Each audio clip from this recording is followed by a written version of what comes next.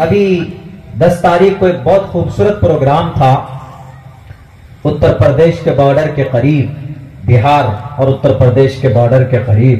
वहां हम एक प्रोग्राम में गए तो वहां पर उस प्रोग्राम में 70% तकरीबन 70-75% हमारे यादव भाई थे उस प्रोग्राम को कामयाब करने।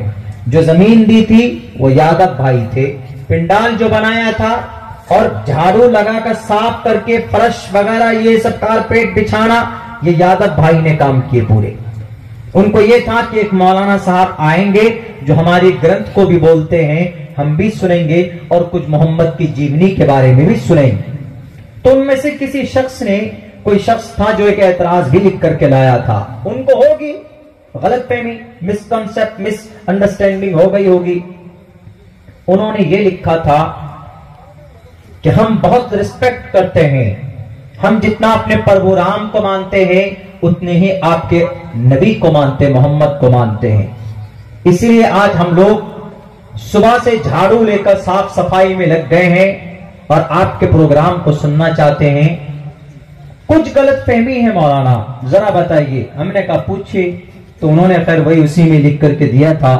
तो पहले ही बोल दिया था कि कुछ पूछना है। हमने कहा जरूर, कोई भी चीज पूछ सकते हैं हमारे टॉपिक के ताल्लुक से। तो वो लेकर आए थे। उन्होंने कहा कि जरा इस सवाल का जवाब, आप लोग बोलते हैं कि मोहम्मद रसूलुल्लाह सेल्फ डिनाइल थे, मोहम्मद रसूलुल्लाह लतसिलुर रहमा थे, मोहम्मद रसूलुल्लाह तुक्सिबुल मादूम, गरीबों को, बेरोजगारों को रोजी देते थे, आप सिला रहमी करते थे, आप भूखों को खाना खिलाते थे, आप नंगों को कपड़े पहनाते थे। तो फिर आप अलैहिस्सलाम जिहादी कैसे थे? जिहाद क्यों करते थे? हमने कहा यह खबर कहां से मिली आपको कि मोहम्मद रसूलुल्लाह बड़े जिहादी थे? बोले वो हिंदू को नहीं देख सकते थे, बहुत मारते थे, बहुत कत्ल करते थे, इस तरह की बात है। और दलील में आयत लेकर आए थे वो, या अय्युहन नबिय्यु हर्रिज़िल मुमिनीना अलल क़िताल, ये दलील पेश की थी उन्होंने। बोला ये आपके कुरान में है मौलाना। हमने कहा बहुत अच्छी बात है कि आप ही की तरफ से बात आ गई, कम से कम पूछा तो मैं आपको जो लोगों के गलत तरीके से, लोगों के तरफ से जो नफरत फैलाई जा रही है, मैं उसको क्लियर करता हूं आपके सामने, मुझे मौका मिला। हमने कहा कि हाँ, इसका मतलब यह है या अय्युहन नबिय्यु, ए नबी, हर्रिज़िल मुमिनीना, मुसलमानों को उभारिए, अलल क़िताल, कत्ल करने पर, जिहाद करने पर, लड़ाई करने पर। हमने कहा इसमें यह लिखा है, लेकिन इसका आगे पीछे अगर आप नहीं पढ़ेंगे तो आप नहीं समझ सकते, टॉपिक को नहीं समझ पाएंगे आप।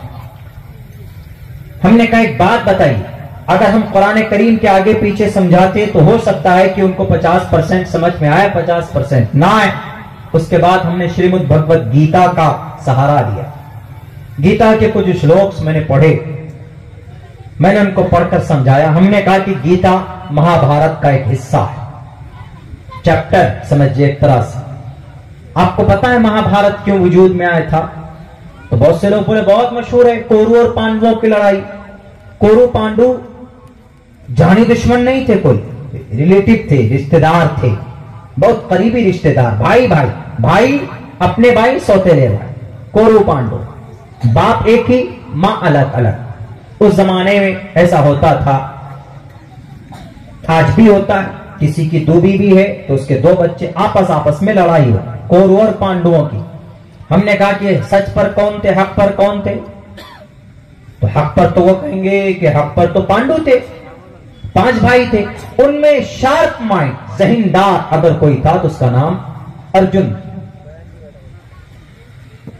हमने कहा एक बात बताइए, अर्जुन का मन बदल गया था, लड़ाई हो रही थी, खूब लड़ाई हो रही थी। कहां? हस्तिनापुर में, कुरुक्षेत्र के मैदान में।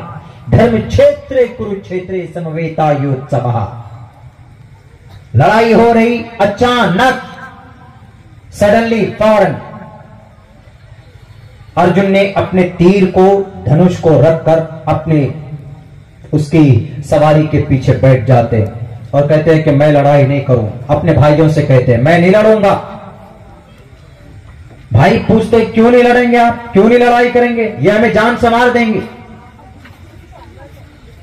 तो कहा कि नहीं मैं लड़ाई नहीं करूं। उसके बाद देखिए कौन आता है। कोई पैरवी एमएलए एमपी नहीं करते, कोई नेता नहीं करते, या कोई समाज का मालदार तबका नहीं करता, बल्कि पैरवी के लिए कौन आते? फौरन ईश्वर आते। कौन? कृष्ण जी आते। उस वक्त का भगवान परमात्मा कौन? कृष्ण जी। विष्णु के 8वें अवतार कृष्ण जी हैं। फौरन कृष्ण जी आकर बोले, कुतस्त्वा कश्मलिदम विस्मे समुपस्थितम अनार्य जुष्टम कीर्ति कर्मजुनः। अर्जुन, तुमने हथियार क्यों डाल दिए? किस वजह से? तुम अक्लमंद हो या तुमको मुक्ति मिल गई या तुम डर गए इससे सामने वालों से? तो उन्होंने कहा कि माते परमात्मा, हमसे ये मुकाबला नहीं हो सकता, हम नहीं लड़ सकते। क्यों नहीं लड़ सकते?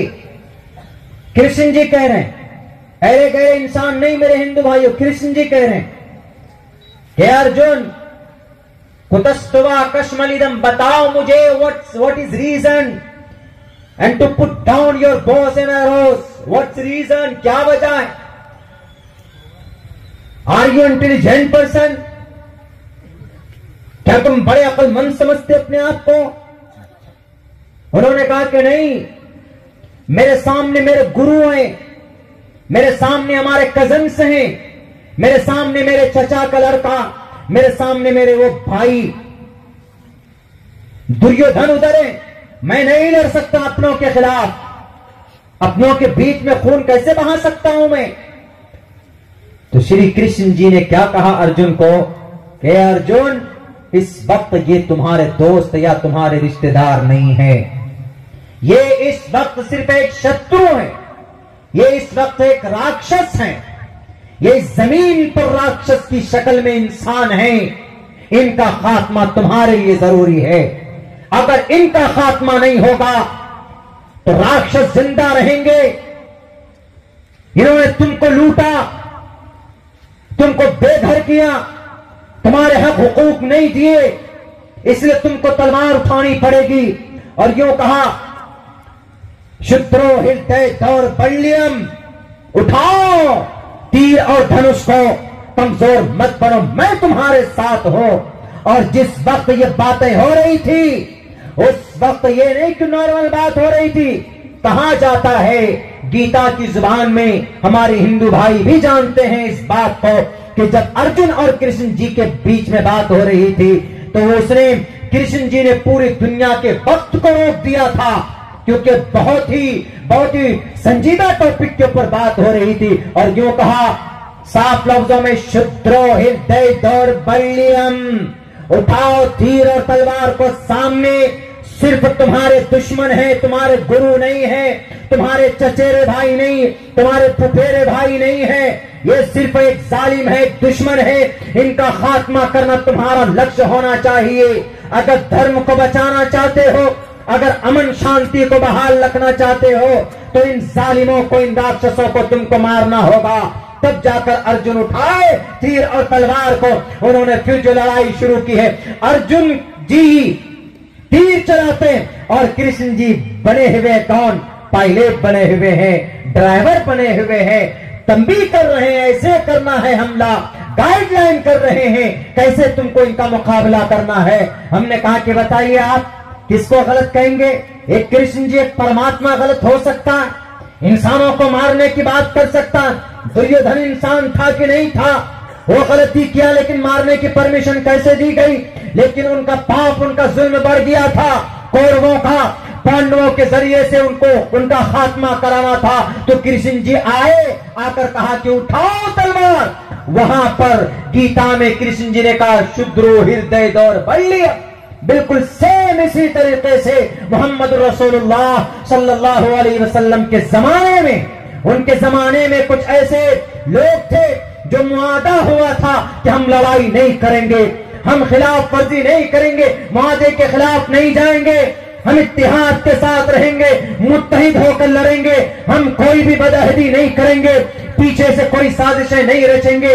उस वक्त ये जायज था कि अगर कोई बदहदी करे, अगर कोई उस वक्त के संगठन के खिलाफ जाए, उस वक्त के जो सुलह होते थे उसके खिलाफ जाए, तो उस वक्त उनके खिलाफ तलवार उठाने की इजाजत थी। अल्लाह तबारक व तआला ने या अय्युहन नबी हर्रिज़िल मुअमिनीन अलल क़िताल, उन लोगों के लिए कहा गया जो मोहम्मद रसूलुल्लाह के खात्मे की बात करते थे, जो कुरान को मिटाने की बात करते थे, जो इंसानियत को खत्म करने की बात करते थे, उनके लिए अल्लाह तबारक व तआला ने कहा, ए नबी उठो और मुसलमानों को कहो कि क़िताल करो इन जालिमों के लिए। जैसे गीता में अर्जुन को कृष्ण जी के जरिए से आदेश दिया जाता है, शुद्रो हृदय दौड़ बल्लियमा, तलवार उठाकर इनका खात्मा करो, सेम इसी तरीके पर कुरान करीम में अल्लाह के नबी अलैहिस्सलातु वस्सलाम का ऑर्डर दिया जाता है। हमने कहा कि बताइए हमारे यादव भाई, कौन गलत? कुरान गलत की गीता गलत?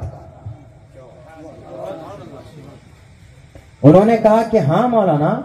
हमने कहा कि अब इसी को लोग बोल देते हैं जिहाद, खामखा जिहाद। हमने कहा हम लोग तो कभी तकरीरों में भी जिक्र नहीं करते जिहाद विहाद का। हाँ, जिहाद वगैरह का अल्फाज हम लोग तारीख में जहां जहां पर इस तरह के वाकयात हुए वो उस वक्त इस्तेमाल किया जाता है, बोला जाता है।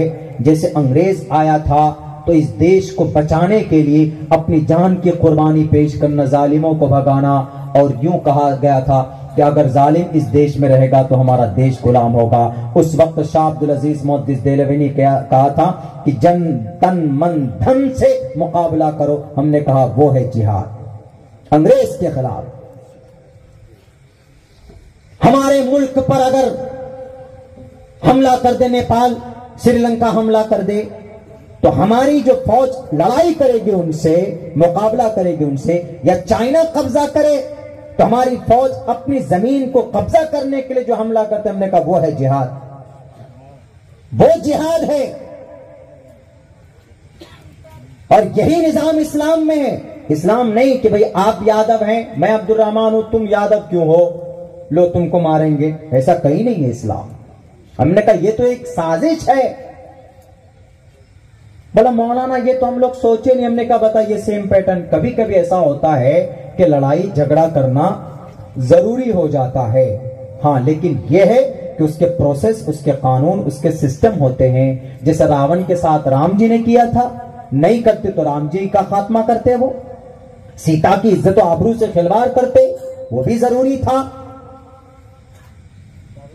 कौरवों के साथ मुकाबला पांडवों का जरूरी था, कृष्ण जी को आना पड़ा।